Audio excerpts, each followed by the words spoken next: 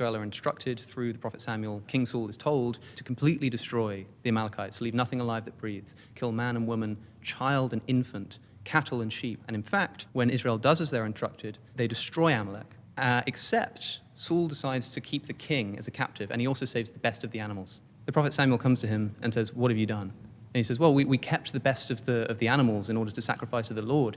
And it says twice that God regrets that he made Saul king. Why does he regret that he made Saul king? Because Saul didn't follow his commandment to completely destroy the Amalekites by keeping the king alive and by keeping the best of the livestock. Saul says, "We kept the livestock alive to burn as a sacrifice to the Lord." Yeah. And Samuel says, "What pleases the Lord more, burnt offerings or the following of his commands?" Sure. And so we know that we're talking about what I would define here as a genocide. Yeah. So it's in there, right? And I would say this is a great place where things like progressive Christianity serve us quite well, not in the idea that God is progressing, but humanity is progressing further to a greater understanding of God's ethic and justice. I would also say when I look at scripture, I would actually be opposite from most of my contemporaries here. I don't read it as 100% literal. Like, I don't need scripture to be a history book, a literal book. So I look and I have to say, well, what is this telling me? And it's a awful story. Might I say a shitty story for us to have to go through and navigate, right? And I would go back to my friend again, who is a rabbi, who we had this conversation just in friendship about how he reconciles with the Holocaust. I haven't been a part of this genocide, but he's talking about the one you're referencing in scripture, right? I wasn't around for it, but this is one that is in relatable human history that we can